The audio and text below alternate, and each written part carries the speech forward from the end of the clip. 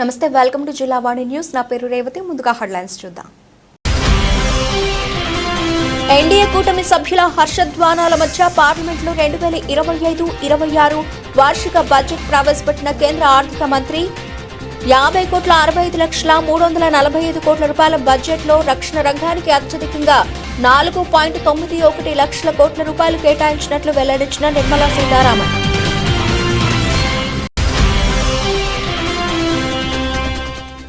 ఆంధ్రప్రదేశ్ ని tourism hub గా తీర్చిదిద్దేందుకు కూటమి ప్రభుత్వం కృషి చేస్తుందన్న పర్యాటక శాఖ మంత్రి కందుల. సామర్లకోట భాస్కర్ కాలనీ వద్ద నూతనంగా నిర్మించిన శ్రీ సూర్య ఫంక్షన్ హాల్ ప్రారంభించిన Durgesh.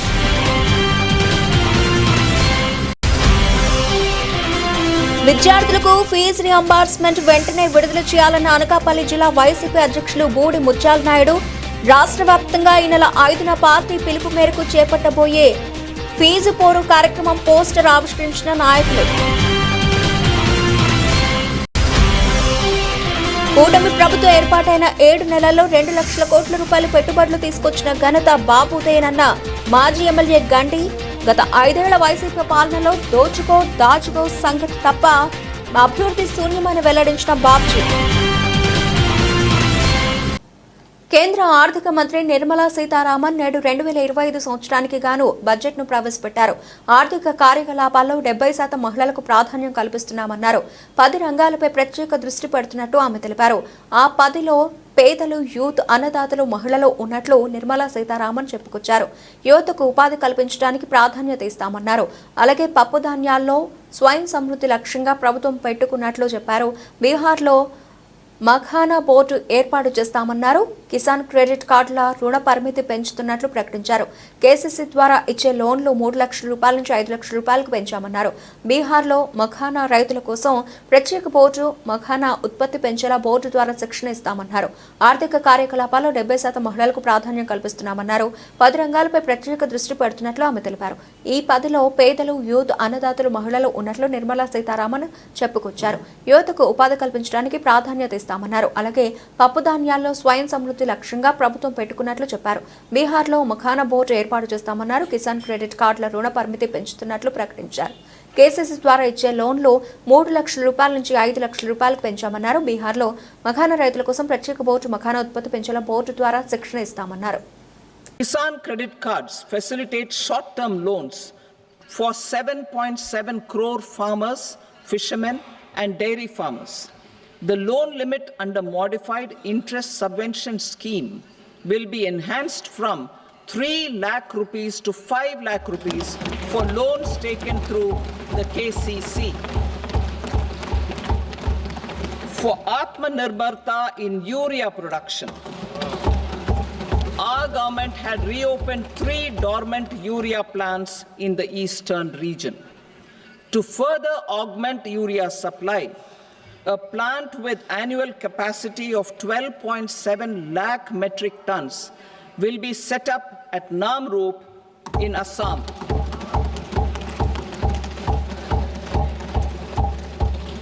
India Post, with 1.5 lakh rural post offices, complemented by the India Post Payment Bank and a vast network of 2.4 lakh Dak Sevaks, will be repositioned to act as a catalyst for the rural economy.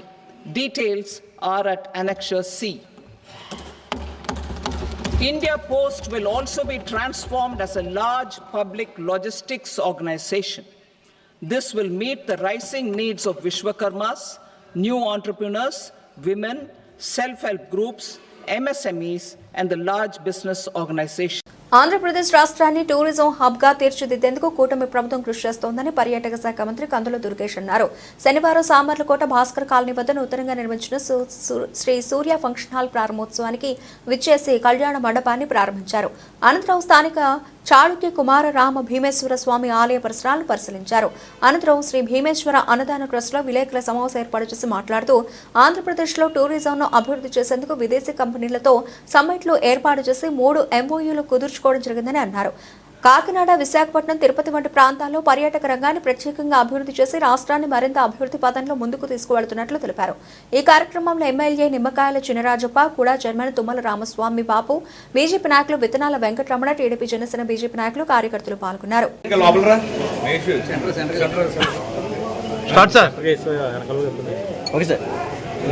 స్థానిక శాసనసభ్యులు, మాజీ మంత్రివర్యులు శ్రీ నిమ్మకాయల చినరాజప్ప గారు, అదేవిధంగా Kakinada urban development authority chairman Shri Goparaju garu చేసినటువంటి 50 మంది కూటమి నాయకులందరికీ కూడా ప్రత్యేకమైన నమస్కారాలు తెలియజేస్తున్నాను.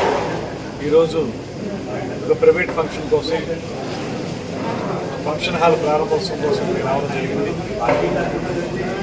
ఫంక్షన్ హాల్ ప్రారంభోత్సవ కార్యక్రమంలో పాల్గొంచుకోవడం, అది ప్రజలందరికీ ఉపయోగపడే స్థాయిలో ఆ హాల్ని నిర్మించడం అనేది చాలా ఆనందకరమైన విషయంగా భావిస్తూ, ముఖ్యంగా ఈరోజు పర్యాటక శాఖని అభివృద్ధి చేయడానికి అనేక రకాలైన ప్రయత్నాలు మనం చేస్తున్నటువంటి సందర్భం. దానికోసమే ఇవాళ రీజనల్ ఇన్వెస్టర్స్ మీట్లు కానీ, సెంట్రలైజ్డ్ మీట్ విజయవాడలో కానీ ఏర్పాటు చేశాం. దాంట్లో భాగంగా ఈ మధ్యకాలంలో 2-3 రోజుల క్రితం విశాఖపట్నంలో ఏర్పాటు చేసినటువంటి ఇన్వెస్టర్స్ మీట్లో రమారమి 8 MOUలు కూడా చేసుకోవడం జరిగింది. దాదాపుగా 1,217 కోట్ల రూపాయల పెట్టుబడితోటి ఈ 8 MOUలు చేసుకోవడం జరిగింది. అందులో 2,567 మందికి ఉపాధి కల్పించేటువంటి అవకాశం దొరుకుతుంది. 825 హోటల్ గదులు నిర్మించడానికి కూడా ఈ కార్యక్రమంగా తీసుకున్నాం. రాష్ట్రంలో అన్ని ప్రాంతాల్లో, విశాఖపట్నం, తిరుపతి, ఇతర ప్రాంతాల్లో, అమరావతి ప్రాంతాల్లో ఈ గదుల నిర్మాణం జరుగుతుంది. పర్యాటక రంగం అభివృద్ధి జరుగుతుంది. దీంతోపాటు రాబోయే రోజుల్లో PPP మోడ్లో, పబ్లిక్ ప్రైవేట్ పార్ట్నర్షిప్ మోడ్లో ప్రైవేట్ పెట్టుబడిదారులను కూడా ఆహ్వానించి ఆంధ్రప్రదేశ్ రాష్ట్రంలో గడిచిన 5 సంవత్సరాల కాలంలో ఏ రకంగా అయితే మనం పర్యాటక రంగంలో నష్టపోయామో దాన్ని పూడ్చుకోవడానికి, తద్వారా పర్యాటక రంగాన్ని పరుగులు పెట్టించడానికి ముఖ్యమంత్రి చంద్రబాబు నాయుడు గారు చూపిస్తున్నటువంటి చొరవ, ఉప ముఖ్యమంత్రి పవన్ కళ్యాణ్ గారు అందిస్తున్నటువంటి సహకారం, ఈ రెండు ప్రత్యేకంగా చెప్పుకోదగ్గ అంశాలు. దాంతోపాటు ఈ ప్రభుత్వం అధికారంలోకి రాగానే ముఖ్యమంత్రి గారు పర్యాటక రంగాన్ని అభివృద్ధి చేయాలనేటువంటి ఆలోచనతో నూతన పర్యాటక విధానాన్ని ఏర్పరచడం, టూరిజం పాలసీ 2024-29కి గాను 5 సంవత్సరాలకు గాను ఈ పాలసీని కొత్తగా రూపొందించడం జరిగింది.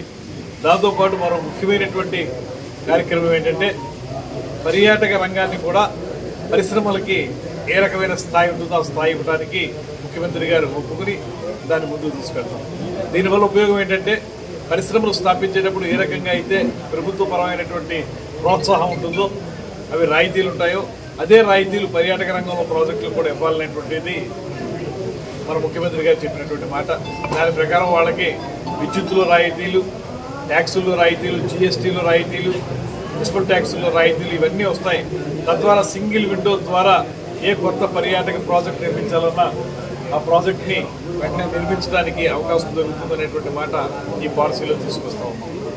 ఈ రకంగా చూసుకుంటే రాష్ట్రంలో మొత్తంగా మనం పర్యాటక రంగాన్ని అభివృద్ధి చేయడానికి ఒక 25 థిమాటిక్ అప్రోచెస్ తోటి ముందుకెళ్తా ఉన్నాం. దాంతోపాటు సర్క్యూట్స్ ఏర్పాటు చేయాలని, విద్యార్థులకు ఫీజు రియంబర్స్మెంట్ వెంటనే విడుదల చేయాలని అనకాపల్లి జిల్లా వైఎస్ఆర్సీపీ అధ్యక్షులు బూడి ముత్యాల నాయుడు పార్లమెంటు పరిశీలకులు కరణం ధర్మశ్రీ పేర్కొన్నారు. పట్టణంలో స్థానిక వైఎస్ఆర్సీపీ పార్టీ కార్యాలయంలో శనివారం మీడియా సమావేశంలో మాట్లాడుతూ అధికారంలోకి వచ్చిన తర్వాత 3,000 కోట్ల రూపాయల ఫీజు బకాయిలు పెరిగాయని పేర్కొన్నారు. గత ప్రభుత్వంలో మాజీ ముఖ్యమంత్రి జగన్మోహన్ రెడ్డి ఇటువంటి బకాయిలు లేకుండా కొనసాగించారని అన్నారు. ఇప్పుడు కూటమి అధికారంలోకి వచ్చిన తర్వాత బూటకపు హామీలు ఇచ్చి ఉన్న పథకాలను ఎత్తివేసి ప్రజలను మోసం చేశారని పేర్కొన్నారు.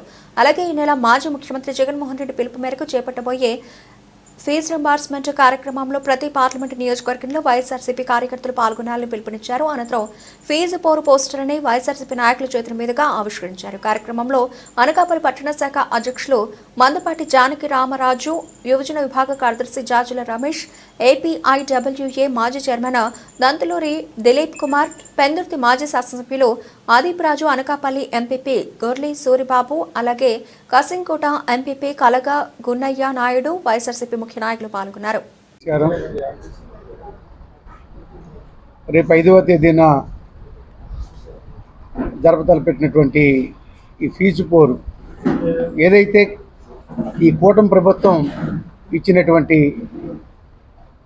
హామీలతో పాటు విద్యార్థులు చెల్లించవలసినటువంటి ప్రతి సంవత్సరం ఫీజు రీయింబర్స్మెంట్ ఏదైతే చేయాలో ఆ బకాయిలు ఇప్పటి వరకు కూడా 3,900 కోట్ల రూపాయలు ఈ కూటమి ప్రభుత్వం చెల్లించకుండా ఉండిపోవటం వలన విద్యార్థులు ఎంతోమంది విద్యార్థుల తల్లిదండ్రులు కూడా చాలా ఆందోళన గురయ్యే పరిస్థితి కూడా కనిపిస్తూ ఉంది. విద్యని అభ్యసించేటువంటి విద్యార్థులకి మానసికంగా ఫ్రీడమ్ ఉంటేనే వాళ్ళ చదువులో ముందుకు వెళ్ళేటువంటి పరిస్థితులు కూడా ఉంటాయి. తల్లిదండ్రులు కూడా ఆందోళన నుంచి బయటపడేటువంటి పరిస్థితులు ఉంటాయి. మేము గతంలోనే చెప్పాము, ఇచ్చినటువంటి సూపర్ 6 హామీలతో పాటు మరి నిరంతర ప్రక్రియగా జరుగుతున్నటువంటి పిల్లలు చదువుకునేటువంటి కార్యక్రమం ఏదైతే ఉందో వాటికి చెల్లించేటువంటి ఫీజులు ఏవైతే ఉన్నాయో వాటిని చెల్లించే కార్యక్రమం కూటమి ప్రభుత్వం చేయకపోవటం వలన పిల్లలు ఆందోళన చెందుతూ ఉన్నారు. అందుగురించే మేము గతంలో రైతుల తరపున ఒక ధర్నా కార్యక్రమాన్ని చేయడం జరిగింది. ఇచ్చినటువంటి మాట ప్రకారంగా చెప్పినటువంటి విధంగానే మరి ఏదైతే ఈ కూటమి ప్రభుత్వం పెంచినటువంటి విద్యుత్ ఛార్జీలు పెంచబోమని పెంచే కార్యక్రమం ఎప్పుడైతే చేపట్టారో దాని మీద కూడా మేము పోరుబాటు పెట్టి ఈ వినియోగదారుల తరపున కూడా ఒక రిప్రజెంటేషన్ కూడా ఇవ్వడం జరిగింది వైఎస్ఆర్ పార్టీ తరఫున. మరి 3వ కార్యక్రమము ఈ ఫీజు పోరు కార్యక్రమాన్ని కూడా 5వ తేదీన మరి కలెక్టరేట్కి వెళ్ళి కలెక్టర్ గారికి విద్యార్థుల తల్లిదండ్రుల తరఫున అనకాపల్లి జిల్లాకు సంబంధించినటువంటి జిల్లా నాయకులతో పాటు పాత్రికేయ మిత్రులారు మీ అందరూ కూడా ధన్యవాదాలు తెలియజేస్తారు. విద్యార్థులతో చెలగాటం, అలాగే తల్లిదండ్రులతో మోసపూరితమైనటువంటి హామీలు ఇచ్చి కూటమి ప్రభుత్వం చేస్తున్నటువంటి అబద్ధపు ఉబలాటాలు చూస్తే ఇది ప్రజాస్వామ్యంలో అబద్ధాల హామీలతో వచ్చినటువంటి కూటమి ప్రభుత్వాన్ని ప్రశ్నించవలసిన బాధ్యత ప్రధానంగా ప్రతిపక్షమైనటువంటి వైఎస్ఆర్ కాంగ్రెస్ పార్టీపై ఆధారపడి ఉంది. ఇప్పుడే నాయుడు చెప్పారు క్లియర్గా, మేము గతంలో 3 కార్యాచరణ ప్రకటించి గౌరవ ముఖ్యమంత్రిగా గతంలో పనిచేసినటువంటి జగన్మోహన్ రెడ్డి గారు ఆ రోజు ఎన్నో సంస్కరణలు తీసుకొచ్చినా ఈ అబద్ధపు హామీల వలన ప్రజలు వాళ్ళని నమ్మి మోసపోయినటువంటి విధానాన్ని ఎండగట్టవలసిన బాధ్యత ప్రధాన ప్రతిపక్షంగా మనపై ఉందని చెప్పి 3 విధానాలు ప్రకటించారు. ఒకటి, ధాన్యం కొనుగోలుపై గిట్టుబాటు ధర రాలేని పరిస్థితి కానీ, రెండోది విద్యుత్ ఛార్జీలు ఈవేళ నుంచి అయితే బాధుడు ఈవేళ నుంచే విపరీతమైనటువంటి కరెంట్ ఛార్జీలు. ఈ షాక్ ఎప్పుడు కొడుతుందంటే 4 రోజులు పోయే కొడుతుంది సామాన్య షాక్. అది చేసే కార్యక్రమం కానీ, అలాగే విద్యార్థులతో అర్ధాంతరంగా కార్పొరేట్ కాలేజీలు ఎక్కడైతే ఉన్నాయో ఏ కాలేజీలైనా సరే ఫీజులు కట్టలేక అర్ధాంతరంగా ఆపేస్తున్నారు. చదువులు ఆపేసి పనికి వెళ్ళిపోయినటువంటి వలసలు వెళ్ళిపోయినటువంటి పరిస్థితి ఉంది. 3,500 కోట్లు ఈరోజు విద్యార్థులకి ఫీజు రియంబర్స్మెంట్ చెల్లించవలసినటువంటి బకాయిలు తక్షణమే ఈ ప్రభుత్వం చెల్లించాలనేది 3 నెలల క్రితమే మేము ఆదేశించడం జరిగింది, గట్టిగా నిలదీయడం జరిగింది, గట్టిగా అడగడం జరిగింది. వీళ్ళు అడిగితే మేము ఇవ్వాలనే ఉద్దేశంతో ఆపేశారా, లేదా ప్రభుత్వం తాలూకు ఖజానా కేవలం కూటమి నాయకులు జేబులు నింపడం కోసం ఏంటంటే డైవర్ట్ చేస్తూ, మీకు ఎంత ఘోరం అంటే కూటమి ప్రభుత్వం ఎక్కడైతే అమరావతి ఉందో అమరావతిలో అక్కడ విద్యుత్ ఛార్జీలు కట్టక్కర్లేదట, పెరిగిన ఛార్జీలు కట్టక్కర్లేదట. మిగిలిన ప్రాంతాలన్నీ కూడా పెరిగిన ఛార్జీలన్నీ కట్టవలసిందేనట. ఎందుకు ఆ సౌత్ తల్లి ప్రేమ అంటే వెనుకబడిన జిల్లాల వైపు, లేదంటే మిగిలినటువంటి అమరావతి ఒకటే వాళ్ళకి రాష్ట్రానికి ముఖ్యమంత్రి లేకపోతే అమరావతికి ముఖ్యమంత్రి, ఇది చెప్పవలసిన బాధ్యత ఉంది.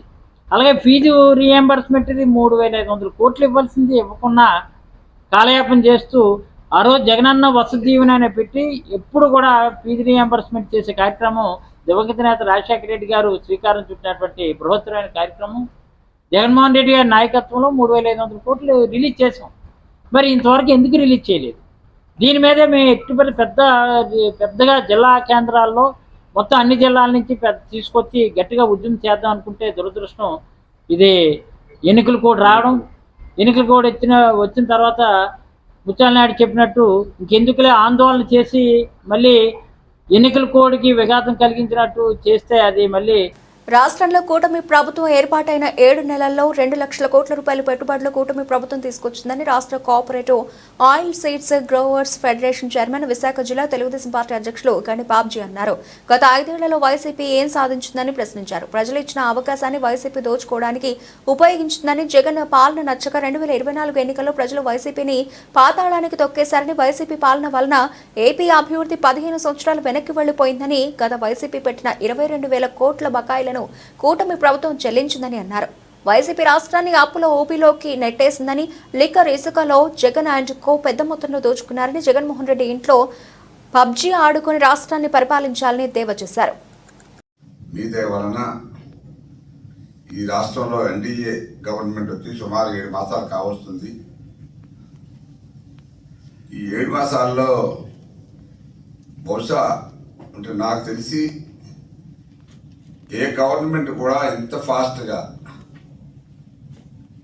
ఇన్ని అభివృద్ధి కార్యక్రమాల కోసం ఇన్ని కోట్లు తెచ్చే పరిస్థితి ఎక్కడా కూడా మనం చూడలే. బహుశా దేశంలో ఏ రాష్ట్రంలో కూడా 7 నెలల లోపల సుమారు 2 లక్షల కోట్ల రూపాయలు పెట్టుబడులు తేవడం అంటే మాటలు కాదు.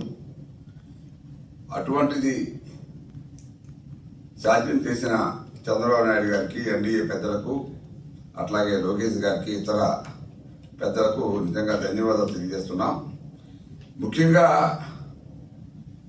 మరి ఇక్కడ ఏదైతే ప్రతిపక్షంలో ఉన్న నాయకులు ఉన్నారో జగనన్నకో, మరి వాళ్ళు చెప్పేది ఏంటంటే ఇవన్నీ కూడా మేమే మాట్లాడించాం, ఇవన్నీ మేము తేవాల్సింది తేలేకపోయాం. దీనికి ఒక సామెత చెప్తారు పెద్దలు, మీరు వినే ఉంటారు. జనరల్గా అనొచ్చా అనకూడదు నాకు తెలియదు, కానీ ఒక ఆవిడ ప్రసవం పడుతుంటే చాలా ప్రసవ వేదన మీకు తెలుసు కదా, చాలా ఇబ్బందుల్లో ఉంటుంది. లేబర్ రూమ్లో చాలా కష్టమైనప్పుడు ఓ పక్క ఆమె చెప్తుందంట. ఆమె ఎవరో మరి మీకు తెలిసే ఉంటుంది.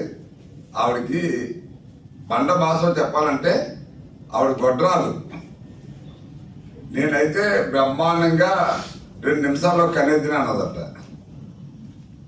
ఇలా ఉంది మా జగన్ గారి మిత్రులు, కోడిగుడ్డు మంత్రులు వీళ్ళందరూ చేసే వ్యాఖ్యలు. నేనేమంటానంటే నీకు 5 సంవత్సరాలు ప్రజలు బ్రహ్మాండమైన ఒక విక్టరీ ఇచ్చారు. ప్రజలు ఇచ్చిన అవకాశాన్ని పాడు తీసుకోకుండా ఏ ప్రభుత్వం కూడా ఇంత ఘోరంగా అధపాతాలని పోయేటట్టు ప్రజలు తీర్పివ్వడం లేదు. ఎన్నో ప్రభుత్వాలు వచ్చాయి, ఎన్నో ప్రభుత్వాలు మనం చూసాం. ఏ ప్రభుత్వానికి ఇంత చెప్పగొట్టినట్టు ఎవరు కూడా ప్రజలు సమాధానం ఇవ్వలేదు. దీన్ని బట్టే మీరు అర్థం చేసుకోవాలి, మీరు ఏ స్థాయిలో పరిపాలించారో ఈ రాష్ట్రాన్ని, ఏ స్థాయిలో ఈ రాష్ట్రానికి అప్పులు తెచ్చిపెట్టారో. సుమారు 10 లక్షల కోట్ల అప్పులు తెచ్చిపెట్టి అందులో నువ్వే 7 లక్షల కోట్లు 8 లక్షల కోట్లు ఇంట్లో వేసుకున్నావు. ఇంక ప్రజలకు నువ్వేం ఖర్చు పెడతావు? దీనివలన రాష్ట్రం సుమారు మనం 5 సంవత్సరాలు అనుకుంటున్నాం, కానీ సుమారు 15 సంవత్సరాలు వెనక్కి వెళ్ళిపోయింది ఇవాళ అభివృద్ధి విషయంలో. సో దాన్ని మనం అందరం కూడా బాధపడుతున్నాం. నువ్వంతా కన్ఫ్యూజ్ చేసావు రాష్ట్ర పరిపాలనని. 3 రాజధానులు అన్నావు, అవసరమైతే 3 హైకోర్టులు పెట్టేస్తానన్నావు. మరి ఇక్కడ విశాఖపట్నంలో వేసవి విడిదిలాగా ఎక్కడొక సచివాలయం, అమరావతిలో సచివాలయం, కాశ్మీర్లో ఉన్నట్టు ఇటువంటివన్నీ చేసి నువ్వు గందరగోళం చేసి పరిపాలన చేతకాక ఈ రాష్ట్రాన్ని అప్పులు చేసి నువ్వు మహానుభావుడివి. ఈ అప్పులు చదివితే ఈవేళ పెద్ద లిస్టు ఉంది ఇక్కడ. మన ప్రభుత్వం, ఈ ఎన్డీఏ ప్రభుత్వం వచ్చిన 7 నెలల్లోనే సుమారు 22,000 కోట్ల రూపాయల ప్రభుత్వం అన్ని చెల్లించింది. పట్టభద్రుల ఎమ్మెల్సీ ఎన్నికలకు సంబంధించి ఓటర్ల నమోదు ప్రక్రియను ఈ నెల 5 వరకు ఎలక్షన్ కమిషన్ పొడిగించిందని, ఇంకా నమోదు చేయించుకోకుండా పట్టభద్రులైన వారైనా ఎవరైనా ఉంటే వెంటనే నమోదు చేయించుకోవాలని టీడీపీ రాష్ట్ర అధికార ప్రతినిధి పిఠాపురం మాజీ ఎమ్మెల్యే వర్మ విజ్ఞప్తి చేశారు. పిఠాపురం పట్టణం మహారాజా కోట ఆవరణలో గల తెలుగుదేశం పార్టీ కార్యాలయంలో పార్టీ నాయకులతో కలిసి మాజీ ఎమ్మెల్యే వర్మ మీడియాతో మాట్లాడుతూ ఉభయ గోదావరి జిల్లాల పట్టభద్రుల ఎమ్మెల్సీగా కూటమి అభ్యర్థిగా పోటీ చేస్తున్న పేరాబత్తుల రాజశేఖర్కు విజ్ఞులైన పట్టభద్రులు తమ మొదటి ప్రాధాన్యత ఓటును వేసి గెలిపించుకోవాలని కోరారు. కార్యక్రమంలో సళుమళ గంగాధర్, నల్ల శ్రీను, రాయుడు శ్రీనుబాబు, కొరుప్రోలు శ్రీను, కోలా రాజు, పిల్ల సురేష్ తదితరులు పాల్గొన్నారు. ఎలక్షన్ కమిషన్ పట్టభద్రుల ఎలక్షన్ గురించి ఏదైతే ఇంకా ఎన్రోల్మెంట్ చేసుకోవాలని గ్రాడ్యుయేట్స్ ఎవరైతే ఉంటారో పిఠాపురం నియోజకవర్గంలో వారందరూ కూడా ఓటు నమోదు చేసుకోవడానికి 5వ తారీఖు వరకు కూడా అవకాశం ఇచ్చారు. కాబట్టి సంబంధిత ఆఫీసుల్లో ఎవరైతే నమోదు చేసుకోలేదో వారందరూ కూడా పట్టభద్రుల ఎలక్షన్ సంబంధించి గ్రాడ్యుయేట్స్ ఓటు నమోదు చేసుకుని ఓటు వేయవలసిందిగా విజ్ఞప్తి చేస్తున్నారు. పేరాబత్తుల రాజశేఖర్ గారిని పట్టభద్రుల ఎమ్మెల్సీ అభ్యర్థిగా కూటమి నిర్ణయించడం జరిగింది.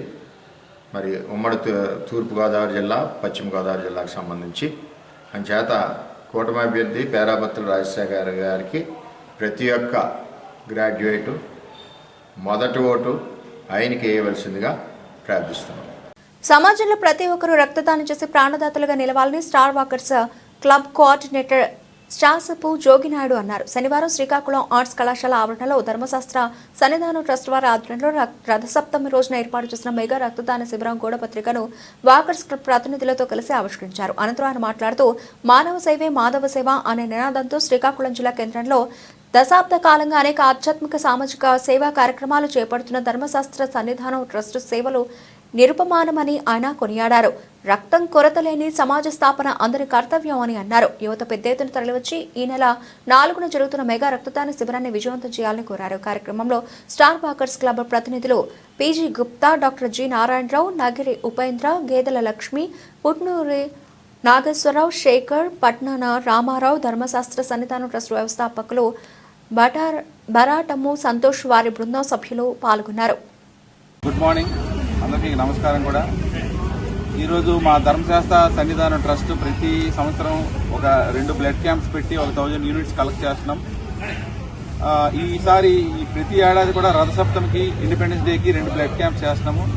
మళ్ళీ రథసప్తమికి ఫిబ్రవరి 4న ఓ మహా రక్తదాన శిబిరాన్ని కేశవరెడ్డి స్కూల్ ఎదురుగా రక్తదాన శిబిరాన్ని ఏర్పాటు చేస్తున్నాం. కాబట్టి ఆరోగ్యంగా ఉన్న ప్రతి ఒక్కరు కూడా సంవత్సరంలో 4 సార్లు బ్లడ్ డొనేట్ చేయొచ్చు. ఈ ప్రతి ఒక్కరు కూడా ఆ బ్లడ్ డొనేషన్ కార్యక్రమంలో రక్తదానం చేసి ప్రాణదాతలుగా నిలుస్తారని కోరుకుంటూ ఈరోజు శాసప్ జోగినాయుడు గారు చేతుల మీదుగా పాంప్లెట్ ఆవిష్కరించడానికి ఇవాళ ఆర్ట్స్ కాలేజ్కి వచ్చి వారి చేతుల మీదుగా ఇవాళ పాంప్లెట్ ఆవిష్కరణ జరిగింది. సో ఈ కార్యక్రమాన్ని ప్రతి ఒక్కరు కూడా విచ్చేసి రక్తదానం చేసి కార్యక్రమాన్ని జయప్రదం చేస్తారని కోరుకుంటూ అందరికీ థ్యాంక్ యూ. అందరికీ నమస్కారం. ఒక ఆధ్యాత్మిక కార్యక్రమానికి పూనుకొని ఒక ఆధ్యాత్మికే కాదు సంఘ సేవకు కూడా కారకులైన మన సంతోష్ గారు, ఆ టీంకి ఈ రక్తదానం అనేది అన్ని దానాల కంటే మిన్న. ఒక రక్తదానం ఒకరిస్తే దానికి 3 ప్రాణాలు కాపాడడం కూడా భాగ్యం జరుగుతుంది, మనకి అదృష్టం కూడా జరుగుతుంది. ఇలాగా ప్రతి సంవత్సరం 2 సార్లు వాళ్ళు 1000 యూనిట్లతో రెడ్ క్రాస్ కానీ ఎవరికి అవసరం ఉంటే వాళ్ళకి ఇవ్వడం జరుగుతుంది. దాంట్లో మనం కూడా పాలు పంచుకొని మనం కూడా భాగస్వాములయ్యి రక్తదానానికి ఎక్కువగా ప్రోత్సహించి మనలో వాకర్స్లో కూడా ఎవరైనా ఉంటే వాళ్ళని కూడా మనం మినిమం ఒక 20 మందిని ప్రోగ్ చేసి మనం కూడా వెళ్ళాలని సంకల్పంతో ఈ కార్యక్రమానికి ఆయన ఆహ్వానం మనకి ఇచ్చారు. మనం కూడా ఆయనకి తక్కువ ప్రోత్సాహాన్ని కూడా ఇవ్వాలని కోరుకుంటూ ముందుగా సంతోష్ గారికి, ఆ టీంకి ధన్యవాదాలు తెలియజేస్తాను. అందరికీ గుడ్ మార్నింగ్ అండి. మరి ఈ బ్లడ్ క్యాంప్ అనేది ఎంతో ఇంపార్టెంట్ అయింది. ఎందుకంటే ఇది బ్లడ్ అనేది ఎంత మనం ఇస్తే మన ఒంట్లో అంత ఇంప్రూవ్ అవుతుంది. ఇది ఇవ్వడం వల్ల 3 ప్రాణాలు కాపాడడం వల్ల అవుతుంది. మరి ఇది అందరూ కూడా దీన్ని సహకరించి బ్లడ్ క్యాంప్ ని సక్సెస్ చేయాలని మనస్ఫూర్తిగా కోరుకుంటున్నాం. నమస్కారము అందరికీ. ఈరోజు ధర్మశాస్త్ర సంస్థ నుంచి ప్రతినిధులు వచ్చారు. వారు అందరినీ మొబిలైజ్ చేస్తున్నారు. రక్తదానం చేయమని. రక్తదానం చేయడం మంచిదేనే, అందరికీ ఆరోగ్యకరంగా ఉంటారు. ఎందుకంటే బోన్ మ్యారో స్టిమ్యులేట్ అవుతుంది. బోన్ మ్యారో బాగా పనిచేస్తే ఆ వ్యక్తి చాలా కాలం బ్రతుకుతాడు. అదేవిధంగా ఒంట్లో ఉన్న రక్తం కొన్ని డెడ్ సెల్స్ ఉంటాయి, అవి కూడా రక్తంతో పాటు బయటకు వెళ్ళిపోతాయి. ఒకరికి ఆ బ్లడ్ అవసరం ఉంటుంది, వేరే వాళ్ళకి ఇంకా ఆరోగ్య అంటే ఆ రక్తదానం చేయటం వల్ల అందరూ అంటే వాళ్ళు ఎవరైతే రక్త దాతలు ఉంటారో వారు ఆరోగ్యకరంగా ఉంటారు, ఎక్కువ కాలం బ్రతుకుతారు, హ్యాపీగా ఉంటారు. తర్వాత స్ప్లీన్ యొక్క ఫంక్షన్ అంటే దాని యొక్క ప్రెజర్ అనేది తగ్గుతుంది. కనుక రక్తదానం అనేది చాలా వస్తుందండి. ప్రతి ఒక్కరూ రక్తదానం చేయవలసిందిగా కోరుతున్నాను. Thank you. ముఖ్యంగా మీరేం మాట్లాడతారా? ఓకే, డిప్యూటీగా ఉంటుంది నాగభూషణ్ తెలుసుకోండి. అందరికీ నమస్కారం. మాట్లాడే శ్రీ ధర్మశాస్త్ర ట్రస్ట్ సన్నిధానం వారు ప్రతి సంవత్సరం ఏర్పాటు చేస్తున్నారు. 2 times రక్తదానం చేయడంలో మన బ్లడ్ సైక్లింగ్ అవుతుంది, ప్యూరిఫై అవుతుంది. అయితే మీరందరూ రక్తదానం చేయండి. ఆ సన్నిధానానికి మనం ఒక రకంగా సపోర్ట్ చేసినట్టు ఉంటాం. ప్రజానాయకానికి రక్తదానం చేసిన ముగ్గురు ప్రాణాలు కాపాడినట్టు ఉంటుంది. ఈ రోజుల్లో రక్తదానం చాలా ఇబ్బందిగా ఉంది. యాక్సిడెంట్ల ద్వారా చాలామందికి అవసరం నీడు.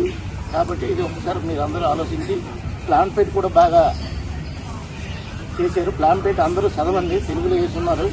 ఎందుకు ఇవ్వాలా, ఎలాగివ్వాలా, ఎందుకు తీసుకుంటాం అవసరం లేని. అంబేద్కర్ కోనసీమ జిల్లా రావులపాలెం గ్రామంలో పంచాయతీ వెనుక గల రజకుల పేటలో శ్రీ భక్తాంజనేయ రజక సంఘ ఆధ్వర్యంలో రజకుల బాలలో పండుగను శనివారం ఘనంగా నిర్వహించారు. వారి కులదైవమైన విఘ్నేశ్వరుడు, ఈశ్వరుడు విగ్రహాలను హంసవాహనంపై ఉంచి మేళతాళాలు, బాజా భజంత్రీలు, తీన్మార్ డప్పులు, శక్తి వ్యాసాలతో గ్రామోత్సవం నిర్వహించి సాయంత్రం కాలువలో నిమజ్జనం చేశారు. కార్యక్రమంలో రజక సంఘ పెద్దలు, యువకులు, సంఘ సభ్యులు తదితరులు పాల్గొన్నారు.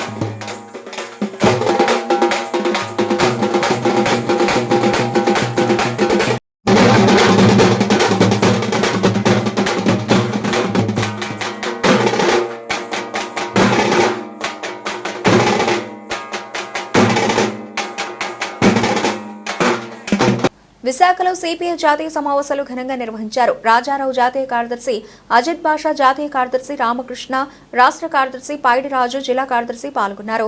జాతీయ సభలు విశాఖలో నిర్వహించడం స్థానిక సమస్యలను జాతీయ స్థాయికి తీసుకెళ్లే అవకాశం వచ్చిందని, ప్రజా సమస్యలపై కాకుండా పెద్ద పెద్ద సంస్థలకు పెట్టుబడులు పెట్టేందుకు బీజేపీ ప్రభుత్వం కృషి చేస్తోందని నేతలు విమర్శించారు. గత 5 ఏళ్లుగా ప్రవేశపెట్టిన ఏ బడ్జెట్ పేదవాడికి లాభం చేకూర్చలేదని, కేంద్ర ప్రభుత్వం ప్రజల కోసం ప్రత్యేక నిధులు కేటాయించాలని, సిపిఐ ప్రజలు మౌలిక వసతుల కోసం పోరాటం చేస్తూ ఉంటుందని, ప్రచారంలో ఉన్న శ్రద్ధ ప్రజాశ్రేయస్సు కోసం పెట్టడం లేదని అన్నారు. అంబేద్కర్ జయంతి ఏప్రిల్ 14, దానికి ముందుగా మార్చి 23వ తేదీ భగత్ సింగ్ గారి వర్ధంతి. భగత్ సింగ్ వర్ధంతి మార్చి 23న ప్రారంభించి ఏప్రిల్ 14 వరకు దేశవ్యాప్తంగా అన్ని రాష్ట్రాల్లో మా పార్టీ నాయకులు, కార్యకర్తలు సంపూర్ణ స్థాయిలో ఈ రాజకీయ ప్రచారాన్ని ముందు తీసుకోవాలనుకుంటా ఉన్నాం. ముఖ్యంగా ఈ రాజ్యాంగాన్ని రక్షించడానికి, ప్రజాస్వామ్యాన్ని నిలబెట్టడానికి, లౌకికవాదాన్ని నెలకొల్పడానికి, దాన్ని కొనసాగించడానికి ఈ ప్రచారంలో ప్రధాన పెట్టుకోవాలనుకున్నాం.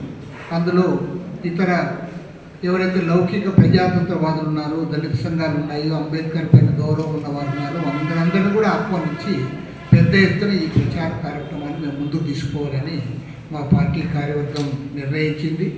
అదేవిధంగా పార్టీ జాతీయ మహాసభలు సెప్టెంబర్ 20 నుండి 25వ తేదీ వరకు చండీగఢ్లో పార్టీ జాతీయ 25వ మహాసభలు నిర్వహించాలని చెప్పి కూడా జాతీయ కార్యవర్గంలో తీర్మానించడం జరిగింది. వీటన్నిటికీ పరాకాష్ఠగా డిసెంబర్ 26వ తేదీ నాడు మా పార్టీకి 100 సంవత్సరాల శతవార్షికోత్సవం 100 ఇయర్స్ అప్పుడు కంప్లీట్ అవుతుంది. భారతదేశ రాజకీయాల్లో రెండు పార్టీలు 100 ఇయర్స్ వయసున్న పార్టీలు, ఒకటి భారత జాతీయ కాంగ్రెస్ అయితే రెండవది భారత కమ్యూనిస్ట్ పార్టీ మాత్రమే. కాబట్టి భారత కమ్యూనిస్ట్ పార్టీ శతవార్షికోత్సవాల ముగింపు సభ ఘనంగా ఖమ్మంలో నిర్వహించాలని చెప్పి నిర్ణయించడం జరిగింది. దానికి ముందుగా December and if value of Indian rupee falls down means one should understand the honor of the nation has fallen according to Mr. Modi. That is what he said when he was not Prime Minister. Now he is Prime Minister. He would like to ask, what's the value of Indian rupee? Why Indian rupee is falling to such a shameful low level? And unemployment, unprecedented.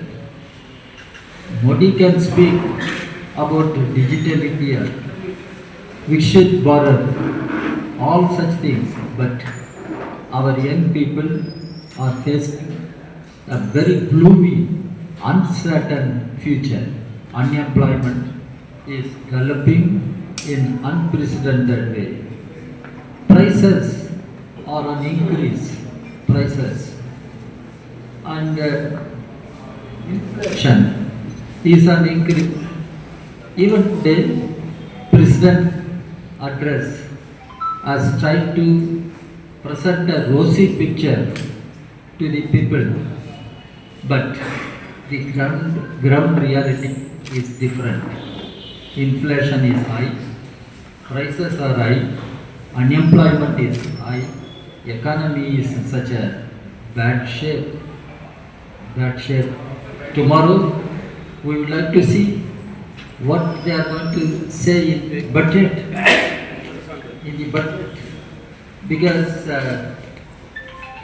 Modi government is a government serving the interests of corporate houses. వాణిజ్య బ్యాంకులకు దీటుగా postal కార్యాలయాలు సేవలు అందిస్తున్నాయని శ్రీకాకుళం జిల్లా postal superintendent వి హరిబాబు చెప్పారు. Postal life insurance ఆర్భంచి ఈ రోజుకు 141 సంవత్సరాలు పూర్తి చేసుకుని 142వ సంవత్సరంలో అడుగు పెడుతున్న సందర్భంగా శ్రీకాకుళం హెడ్ పోస్ట్ ఆఫీసులో ప్రత్యేక సమావేశం ఏర్పాటు చేశారు. ఈ సందర్భంగా ఆయన మాట్లాడుతూ శ్రీకాకుళం జిల్లాలో ప్రతి ఇంట్లో ఒక పోస్టల్ ఇన్సూరెన్స్ పాలసీ ఉండే విధంగా చర్యలు తీసుకుంటామని చెప్పారు. తపాలా జీవిత బీమా మరియు గ్రామీణ తపాలా జీవిత బీమా వంటి పథకాలు ప్రజలకు ఎంతో మేలు చేస్తున్నాయని అన్నారు. ప్రధానమంత్రి నరేంద్ర మోదీ సారథ్యంలో కేంద్ర ప్రభుత్వం పోస్టల్ శాఖలో విప్లవాత్మకమైన మార్పులు తీసుకొచ్చిందని అన్నారు. బలమైన జీవిత కవరేజ్ కోసం పోస్టల్ లైఫ్ ఇన్సూరెన్స్ ను ప్రతి ఒక్కరూ ఎంచుకోవాలని ఆయన కోరారు. ఈ సందర్భంగా ఇటీవల మరణించిన పలువురు పోస్టల్ లైఫ్ ఇన్సూరెన్స్ పాలసీదారులకు క్లైమ్స్ అందజేశారు. కార్యక్రమంలో Srikakulam head post master Ragarao, Manikyalarao తదితరులు పాల్గొన్నారు. ముందుగా పోస్టల్ లైఫ్ ఇన్సూరెన్స్ అనేది 145 సంవత్సరాలకు పూర్తి చేసుకొని 141వ సంవత్సరంలో అడుగు పెడుతున్న సందర్భంగా శ్రీకాకుళం జిల్లా ప్రజలందరికీ కూడా తపాలా శాఖ తరపున హృదయపూర్వక ధన్యవాదములు. మా యొక్క పోస్టల్ లైఫ్ ఇన్సూరెన్స్ కానీ అలానే గ్రామీణ తపాలా జీవిత బీమా RPLI కానీ శ్రీకాకుళం జిల్లాలో ప్రతి గ్రామంలో ప్రతి ఇంట్లో కూడా మేము ప్రజల వరకు చేరవేయడం జరుగుతుంది. ఈ యొక్క కార్యక్రమాన్ని ఇక ముందు కాలంలో కూడా గ్రామీణ ప్రజల్లో ప్రతి ఇంటికి ఒక ఇన్సూరెన్స్ పాలసీ ఉండే విధంగా ఈ ఫైనాన్షియల్ ఇయర్లో మేము ఒక కార్యక్రమం కూడా చేయదలుచుకుంటున్నాం. మా ఉద్దేశం ఏంటంటే జిల్లాలో ఉన్న ప్రతి ఇంట్లో ఒక వ్యక్తికి యుగంలో చాలా ఇంపార్టెంట్. ఎందుకంటే గత 2020-22 కాలంలో మనం కరోనా టైంలో చూసాం. చాలామంది వ్యక్తులు వాళ్ళ యొక్క ప్రాణాలను కోల్పోయి ఫ్యామిలీ మెంబర్స్కి ఏ విధమైన ఆర్థిక భరోసా లేకుండా చనిపోవడం జరిగింది. కాబట్టి ఇన్సూరెన్స్ అనేది ప్రతి ఇంట్లో డబ్బు సంపాదించే వ్యక్తికి కానీ మిగతా వ్యక్తికి కానీ ఇన్సూరెన్స్ చేయించడం ఒక ముఖ్య విషయంగా మేము పరిగణించి ప్రజల్ని ఆర్థికంగా అభివృద్ధి చేయాలనే ఒక ఉద్దేశంతో ప్రతి ఇంటికి కూడా ఈ యొక్క ఇన్సూరెన్స్ సదుపాయాన్ని మరియు పోస్టల్ డిపార్ట్మెంట్ ద్వారా అందిస్తున్న అన్ని చిన్న మొత్తాల పొదుపు పథకాలను కూడా గ్రామీణ ప్రజలకు మరియు పట్టణ ప్రజలకు కూడా ప్రతి ఇంటికి అందించాలని ఒక ముఖ్య కార్యాచరణతో ఇక ముందు కాలంలో కూడా ఈ శ్రీకాకుళం డిస్టిక్లో పనిచేస్తామని ఈ సందర్భంగా తెలియజేస్తున్నాం. అరసవిల్లి రథసప్తమి వేడుకలను జిల్లాలో 3 రోజుల పాటు అంబరాన్ని తాకేలా నిర్వహించనున్న వేడుకలలో భాగంగా తొలిసారి హెలికాప్టర్ ఏర్పాటు చేయడం జరుగుతోందని జిల్లా కలెక్టర్ స్వప్నిల్ దినకర్ పున్కర్ అన్నారు.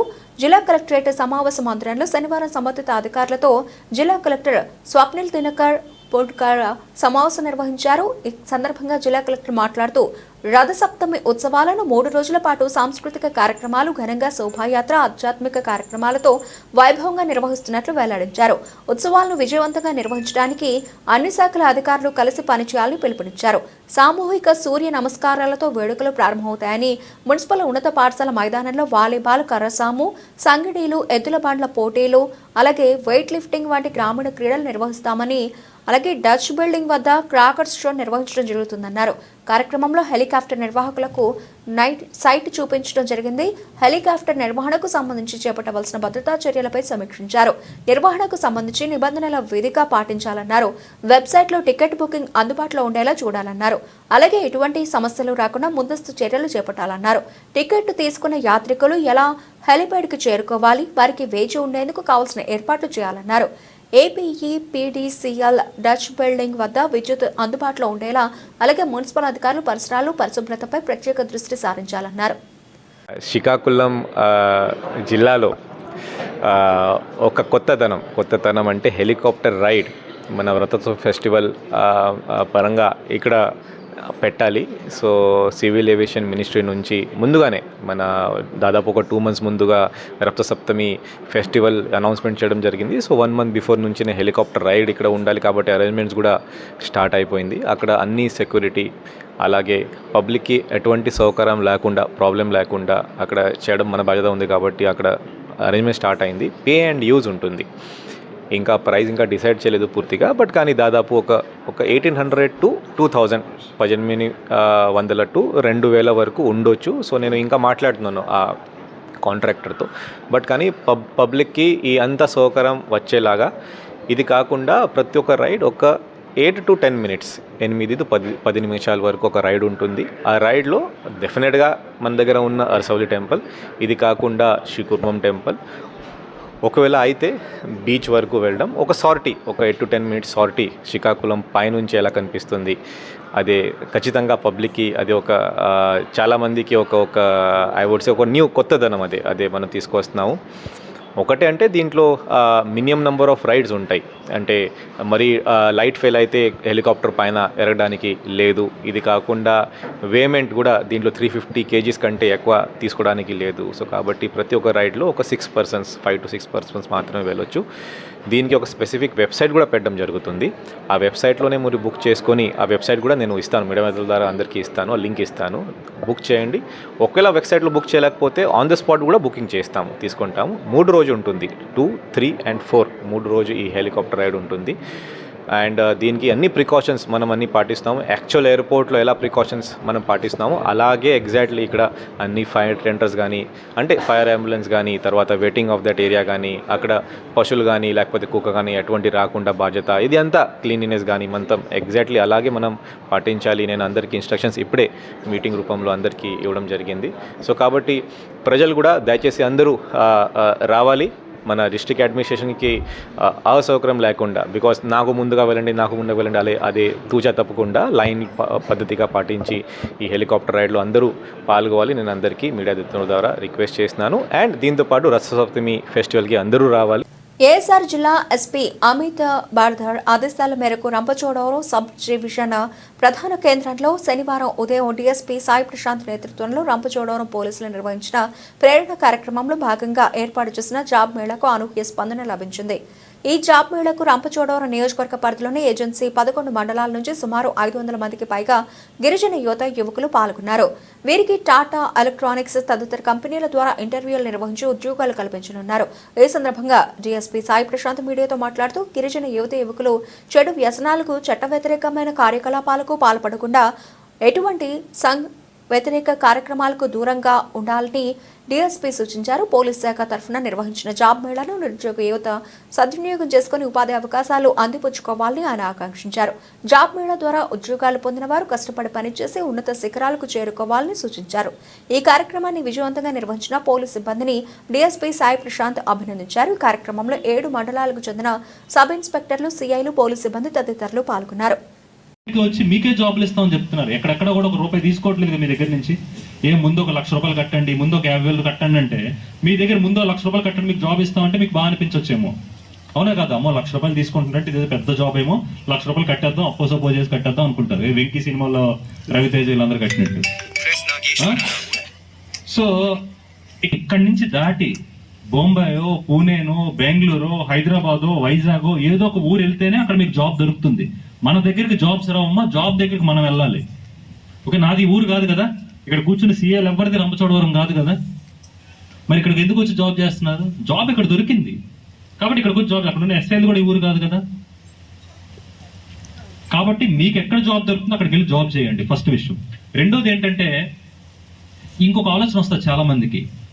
ఇప్పుడు వీళ్ళు యాపిల్ మ్యానుఫ్యాక్చరింగ్, టాటా ఎలక్ట్రానిక్స్ లో బెంగళూరు వెళ్ళి 16,000 18,000 తెచ్చుకోవడం ఎందుకు, మన వైజాగ్ లో కూడా జాబ్ ఇస్తా ఉంటున్నారు కదా, డిమార్ట్ లో కదా.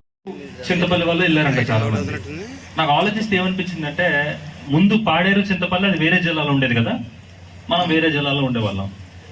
మేబీ వాళ్ళు వైజాగ్ ని చాలా దగ్గర నుంచి చూడడం వల్ల, చాలా ఎక్కువ సార్లు చూడడం వల్ల, అంటే వైజాగ్ లో పెద్ద పెద్ద బిల్డింగ్స్, వైజాగ్ లో కాస్ట్లీ లివింగ్ అదంతా చూసిన తర్వాత మనం మన ఊర్లోనే ఉండి ఒక 4,000కో 5,000కో ఏదో చిన్న చితక పని చేసుకుంటే మనకి మన ఖర్చులు సరిపోవు అన్న విషయం వాళ్ళకి అర్థమైంది.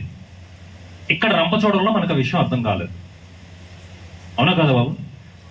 బ్యాచులర్ గా ఉంటూ నెలకి 2,000 పాకెట్ మనీ ఉన్నా కూడా చాలా హ్యాపీగా బతికేయచ్చు. అవునా కదా? ఒక 500-600 రూపాయలు పెట్రోల్, నెలకు ఒక షర్ట్ కొనుక్కుంటాం, 500 రూపాయలు షర్ట్. ఎస్సీ వర్గీకరణను రాజ్యాంగబద్ధంగా అమలు చేయాలంటే తక్షణమే పార్లమెంట్లో బిల్లు పెట్టి ఆమోదింపజేయాలని గత కొన్ని ఏళ్లుగా వర్గీకరణ అంశాన్ని తెర మీదకు తీసుకొచ్చి మాదిగల జీవితాలతో ఆటలాడుకుంటున్నారని, తక్షణమే దీనికి ఫుల్ స్టాప్ పెట్టి వర్గీకరణ ఫలాలు దక్కేలా చూడాలని ఎంఆర్పీఎస్ జాతీయ అధ్యక్షుడు దండు వీరయ్య మాదిగ డిమాండ్ చేశారు. కాకినాడ జిల్లా తునిలో జిల్లా అధ్యక్షులు పి శివమణి ఆధ్వర్యంలో మహాసమావేశం నిర్వహించారు. ఈ కార్యక్రమానికి పెద్ద ఎత్తున మాదిగ సామాజిక వర్గానికి చెందిన యువకులు, నాయకులు, మహిళలు పాల్గొని రెండు తెలుగు రాష్ట్రాలతో పాటు దేశవ్యాప్తంగా వర్గీకరణ తక్షణమే అమలు చేయాలని డిమాండ్ చేశారు. కార్యక్రమంలో మాదిగ సంఘ నాయకులు, యువత పాల్గొన్నారు. మరి ఈరోజు ఏదైతే తునిలో జరుగుతున్న కార్యక్రమానికి మరి మమ్మల్ని పార్టీ తరఫున కూడా ఆహ్వానించడం జరిగింది. గత ప్రభుత్వం మాదిగల్ని మోసం చేసింది. ఈ ప్రభుత్వం మాదిగలు మేలు చేయడానికి చూస్తా ఉంది. గత ప్రభుత్వం ఎస్సీ వర్గీకరణ కోసం ఒక్కరోజు కూడా ఊసెత్తలేదు. ఈ ప్రభుత్వం రాగానే మొదటి రోజు నుండి ఎస్సీ వర్గీకరణకు అనుకూలంగా ఉన్నామని చెప్పేసి గౌరవ ముఖ్యమంత్రి వారు శ్రీ నారా చంద్రబాబు నాయుడు గారు పబ్లిక్గానే చెప్పడం జరిగింది. ఏదైతే సుప్రీంకోర్టు తీర్పు ఏదైతే ఇచ్చిందో ఆ సుప్రీంకోర్టు తీర్పుకు అనుగుణంగా ఈ రాష్ట్ర ప్రభుత్వం వెంటనే ఒక కమిషన్ వేసింది, ఏకసభ్య కమిషన్ వేసింది, రాజీవ్ రంజన్ మిశ్రా కమిషన్. ఆ కమిషన్ వేసిన మొదటి రోజు నుండే మరి అన్ని జిల్లాల్లో పర్యటించి వినతిపత్రాలు తీసుకోవడం జరిగింది. ఏదైతే గత ప్రభుత్వంలో మాదిగలతో పాటు మాలలకి, రెల్లీలకు కూడా గత వైఎస్ఆర్ పార్టీ దళిత పార్టీ అనుకున్నటువంటి ఏదైతే వైఎస్ఆర్ పార్టీ ఉందో ఆ పార్టీ నిలువున దళితులను ముంచేసింది. ఉదాహరణకి కార్పొరేషన్లు పెట్టారు, 3 కార్పొరేషన్, మాల కార్పొరేషన్, మాది కార్పొరేషన్, రెల్లి కార్పొరేషన్. ఒక్క కార్పొరేషన్ రుణమైనా ఇచ్చారా అని చెప్పి సూటిగా ప్రశ్నిస్తూ ఉన్నాం. అదే రకంగా మా ఎన్డీఏ కూటమి వచ్చిన తర్వాత 6 నెలల లోపే కమిషన్ చైర్మన్ ఏర్పాటు చేసి దాదాపు 360 కోట్ల రూపాయలు మరి శాంక్షన్ చేయడం జరిగింది. రేపో ఎల్లుండో నోటిఫికేషన్ కూడా ఇస్తూ ఉన్నారు. సంక్షేమ పథకాలు కూడా 3 కార్పొరేషన్లు సమానంగా అందుతాయి. అదే రకంగా ఏదైతే ఈరోజు మన దండు వీరయ్య గారు ఏదైతే డిమాండ్ చేశారో, ఈ వేదిక డిమాండ్ చేసిందో, మరి ఈ యొక్క కార్యక్రమానికి మేము కూడా వచ్చాం కాబట్టి పార్టీ తరఫున ప్రభుత్వం దృష్టికి, పార్టీ దృష్టికి, పెద్దల దృష్టికి తీసుకువెళ్తాం. వైఎస్ఆర్ పార్టీ దళితులను మోసం చేస్తే మాదిగలని, మాలలని, రెల్లీలను మరి ఎన్డీఏ కూటమి ఆదుకుంటుంది. అన్నగారు దండు వీరయ్య గారితో నేను గత 12 సంవత్సరాల నుంచి ప్రయాణం చేస్తున్నాను. అన్నగారు అలుపెరగిన పోరాటం చేస్తున్నారు మన జాతి గురించి. ఎందుకంటే ఆయనతో మేము విజయవాడ కానీ, రాయలసీమ జిల్లాలు కానీ, ఢిల్లీ కానీ అనేక సార్లు ఎందుకంటే 10 సార్లు అయినా ప్రోగ్రాలు చేశారు. ఆయన మీటింగ్లు అన్నీ ప్రతి మీటింగ్ కూడా భారీ జనాలతో ఆయన సక్సెస్ చేయడం జరిగింది. ఒంగోలులో పెట్టినా, రాయలసీమలో పెట్టినా, ఎక్కడ పెట్టినా అన్నగారితో మేము ప్రయాణం చేశాం. కానీ అన్నగారు ఎప్పుడూ కూడా మమ్మల్ని కంటికి రెప్పలాగా ఆయన కాపాడుకుంటూ ఎలాంటి కేసుల్లో పడొద్దు, ఎలాంటి ధర్నాలు చేయొద్దు, గతంలో లాగా అయి తగలబెట్టండి, ఈ తగలబెట్టండి పక్క రాష్ట్ర నాయకుల్లాగా చెప్పుకుంటూ ఆయన శాంతియుతంగా సాధించేలా చేయాలని చెప్పేసి అన్నగారు మన అనేక సార్లు మనకి ఇంటిమేషన్ ఇవ్వడం జరిగింది. అన్నగారు మీటింగ్కి వెళ్ళి ఇంటికి వెళ్ళే వరకు కూడా మళ్ళీ అక్కడి నుంచి మనం ఢిల్లీ నుంచైనా, రాయలసీమ నుంచైనా, విజయవాడ నుంచైనా ఇంటికి చేరుకునే వరకు కూడా శివ ఎక్కడున్నావు, ఎలా వెళ్ళావు, ఏంటి సీటు దొరికిందా అని చెప్పేసి ఎంతో జాగ్రత్తలు తీసుకొని ఆయన ప్రతి ఒక్కరికి కూడా ఇంటికి చేరుకునే వరకు చాలా జాగ్రత్తగా మోటివేట్ చేస్తారు. మాతోనే ఉంటాడు, మాతోనే తింటాడు, మాతోనే పడుకుంటాడు. అలాంటి అన్నగారితో మేము ప్రయాణం చేయడం మాకు చాలా ఆనందంగా ఉంది. అందరూ కూడా అలాంటి అన్నగారితో ప్రయాణం చేయాలని చెప్పేసి ఈ విషయాన్ని అందరికీ తెలియపరచుకుంటూ సెలవు తీసుకున్నాం. రాష్ట్ర ముఖ్యమంత్రి చంద్రబాబు నాయుడు గారు వీలైతే పార్లమెంటు ద్వారా దీన్ని చట్టం చేయించే ప్రయత్నం చేస్తే జీవితాంతం రుణపడి ఉంటారని చెప్పిన విషయాన్ని కూడా గుర్తు చేస్తూ ఉన్నాం. అదే సమయంలో గ్రామస్థాయి ఉద్యమాన్ని పని నిర్మాణం చేపట్టబోతుంది. పిల్లలందరూ కూడా చదువుకోవాలి. అందుకోసం వాళ్ళందరినీ కూడా ప్రతి గ్రామంలో సర్వే చేసి ప్రభుత్వం ఏ పిల్లలైతే ఇంట్లో బడికి పోవడం లేదు ఆ పిల్లలందరినీ కూడా మరి విద్యకు దగ్గర చేసే విధంగా ప్రభుత్వం ప్రత్యేక శ్రద్ధ తీసుకోవాలని చెప్పి డిమాండ్ చేస్తున్నాం. దాంతోపాటు ప్రభుత్వ సంక్షేమ పథకాలు గత 5 సంవత్సరాలుగా మరి లేని పరిస్థితిలో చాలామంది కూలీలుగా పనిచేసుకున్నారు. ఆ పథకాలన్నీ కూడా మరి మాదిగ సామాజిక వర్గానికి ఇవ్వాలని చెప్పిన డిమాండ్. దాంతోపాటు ఈరోజు చాలా చోట్ల ప్రమాదాలు జరుగుతూ ఉన్నాయి. విద్యార్థుల విషయంలో సంక్షేమ హాస్టల్లో మెరుగైన వసతులు, మౌలికంగా ఏదైతే లోపాలు ఉన్నాయో అవన్నీ సరిదిద్దాలి. దాంతోపాటు 20 లక్షల నుంచి 50 లక్షల రూపాయల ప్రమాద బీమా సౌకర్యం కల్పించాలి. భారతదేశంలో మొట్టమొదటిసారిగా ఈ డిమాండ్ ప్రభుత్వం ముందు తీసుకుపోతున్నాం. 50 లక్షల రూపాయల బీమా సౌకర్యం విద్యార్థులకు ఏర్పాటు చేయాలని చెప్పి రాష్ట్ర ముఖ్యమంత్రి గారికి విజ్ఞప్తి చేస్తా ఉన్నాం. అదే సమయంలో ఈరోజు వర్గీకరణ విషయం మీద అందరూ ఐక్యంగా ఉద్యమించాల్సిన అవసరం ఆసన్నమైంది. అందుకు త్వరలోనే ఆంధ్రప్రదేశ్లో ముఖ్యమంత్రి గారితో ఈ విషయం మీద మరోసారి మేము చర్చించి వీలైనంత త్వరలో బీఎస్సీ కానీ ఇతర ఉద్యోగ నియామకాలన్నీ కూడా ఏప్రిల్ నుంచి అమలు చేసే విధంగా ప్రభుత్వం ప్రత్యేక చొరవ తీసుకోవాలని చెప్పేసి డిమాండ్ చేస్తాం. ఈ బిల్లు పార్లమెంట్లో ఇంకా పదే మోడీ గవర్నమెంట్ వర్గీకరణ చేస్తామని చెప్తున్నది.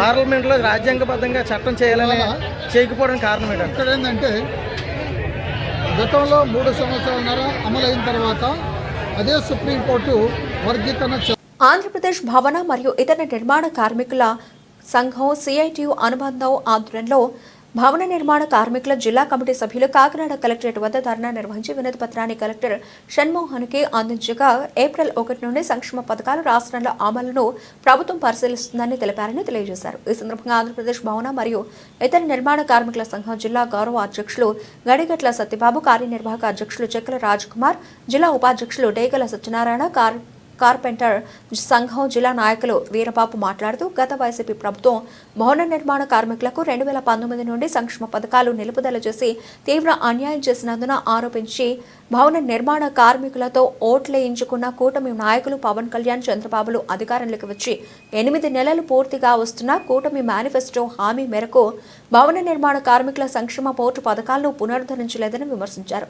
ఈ కార్యక్రమంలో సంఘం జిల్లా సలహాదారు కరుణ విశ్వనాథవ్, జిల్లా ఉపాధ్యక్షులు మేడిశెట్టి వెంకటరమణ, ప్రకృతి ఈశ్వరరావు, పాపుల వీరబాబు, ఎం సత్యబాబు, నక్క రాజారావు, గరగ సుబ్రహ్మణ్యం, మేవర బంగారయ్య, షేక్ వాలీబాబు, అలాగే జి వీరబాబు తదితరులు పాల్గొన్నారు. భవన నిర్మాణ కార్మికుల సంక్షేమ బోర్డుని పునరుద్ధరించాలని ఇవాళ కాకినాడ జిల్లా కమిటీ ఆధ్వర్యంలో సిఐటి ఆధ్వర్యంలో భవన నిర్మాణ కార్మికుల జిల్లా కమిటీ సభ్యులు ధర్నా చేయడం జరుగుతుంది. ధర్నా చేసి కలెక్టర్ గారి ద్వారా రాష్ట్ర ముఖ్యమంత్రి గారికి కూటమి ప్రభుత్వం మేనిఫెస్టోలో ఇచ్చిన హామీ మేరకు సంక్షేమ బోర్డు పునరుద్ధరించాలని డిమాండ్ చేస్తా ఉన్నాం. రెండవది 2019 నుంచి వైఎస్ఆర్సీపీ ప్రభుత్వం, అప్పుడు ప్రభుత్వం జగన్మోహన్ రెడ్డి 12-14 మెమో ఇవ్వడం ద్వారా ఈ సంక్షేమ పథకాలన్నింటినీ నిలుపుదల చేస్తూ జీవో ఇచ్చాడు. అప్పటి నుంచి ఒక రూపాయి కార్మికులకు రాలేదు. కాకినాడ జిల్లాకే అప్లికేషన్ పెట్టుకుని ప్రమాదాల్లో, సహజ మరణాల్లో, వివాహాలు, అలాగే గర్భిణీ స్త్రీలు డెలివరీలు అయినటువంటి భవన నిర్మాణ కార్మికులకు 5 కోట్ల రూపాయల పరిహారాలు ఇవ్వాల్సి ఉంది. అప్పటి నుంచి 2019 నుంచి ₹1 కూడా కార్మికుడికి రాలేదు. పోనీ ఈ డబ్బులన్నీ గవర్నమెంట్ ఖజానా నుంచి ఇమ్మని అడుగుతున్నావా? మాకు ప్రభుత్వం నుంచి ₹1 వద్దు. ప్రభుత్వం నుంచి మీరు ఇవ్వాల్సిన అవసరం ఏమీ లేదు. ప్రతి సంవత్సరం 300 కోట్లు లేబర్ సెస్ పేరే లేబర్ సెస్ 10 లక్షల నిర్మాణ వ్యయం దాటిన బిల్డింగుల నుంచి వసూలు చేస్తూ ఉన్నారు. ఇప్పటికీ 2000 కోట్లు కార్మికుల కోసం ఖర్చు పెట్టాల్సిన నిధులు పోగై మూలుగుతూ ఉన్నాయి 5 ఏళ్ల నుంచి. కూటమి ప్రభుత్వం కూడా చెప్పింది జగన్ అన్యాయం చేసేది కార్మికులందరికీ అని. జనం అందరూ నమ్మారు, కూటమి ప్రభుత్వాన్ని గెలిపించారు. మరి మీరు వచ్చి 8 నెలలు అయింది, ఇప్పటికీ కూడా ఒక్కరోజు కూడా కార్మికుల కోసం ఆలోచించడానికి సమయం దొరకలేదా అని మేము ప్రశ్నిస్తూ ఉన్నాం. కాబట్టి కార్మికుల కోసం వసూలు చేసిన సెస్ నిధులు 2000 కోట్లు బోర్డులో మూలుగుతున్నాయి. ఇక్కడ ప్రమాదాల్లో నిత్యం చనిపోతున్న కార్మికుల సంఖ్య రోజు రోజుకి పెరుగుతూ ఉంది. అనారోగ్యం పాలైపోయి చనిపోయే కార్మికుల సంఖ్య రోజు రోజుకి పెరుగుతుంది. అందులోంచి తీసి ఇందులో వీళ్ళకి బట్వాడా చేయాలి. ఆ పని చేయడానికి మీకు 8 నెలల సమయంలో ఒక్కరోజు కూడా దొరకలేదంటే ఇది చాలా అన్యాయం. ఇది కాబట్టి తక్షణం కూటమి ప్రభుత్వం అంటే తెలుగుదేశం, జనసేన, బీజేపీ నాయకులు ఈ మేనిఫెస్టోలో ఇచ్చిన హామీ మేరకు భవన నిర్మాణ కార్మికుల సంక్షేమ బోర్డుని పునరుద్ధరించాలి. 2019 నుంచి జగన్మోహన్ రెడ్డి నిలిపివేసిన పథకాలన్నింటినీ, నిలిపేసిన పరిహారాలని కార్మికులకి తక్షణం చెల్లించాలని డిమాండ్ చేస్తూ ఉన్నాం. CIT జిల్లా ప్రధాన కార్యదర్శి చెక్కల రాజు. బులెటిన్ ముగించే ముందు హెడ్లైన్స్ మరోసారి. ఎన్డీఏ కూటమి సభ్యుల హర్షధ్వానాల మధ్య పార్లమెంట్లో 2025-26 వార్షిక బడ్జెట్ ప్రవేశపెట్టిన కేంద్ర ఆర్థిక మంత్రి 50,65,345 కోట్ల రూపాయల బడ్జెట్లో రక్షణ రంగానికి అత్యధికంగా 4.91 లక్షల కోట్ల రూపాయలు కేటాయించినట్లు వెల్లడించిన నిర్మలా సీతారామన్.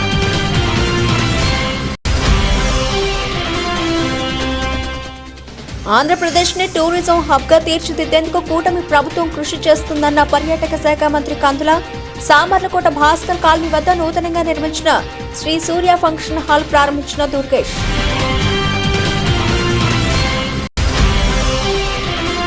విద్యార్థులకు ఫీజు రియంబర్స్మెంట్ వెంటనే విడుదల చేయాలన్న అనకాపల్లి జిల్లా వైసీపీ అధ్యక్షులు బూడి ముత్యాల నాయుడు.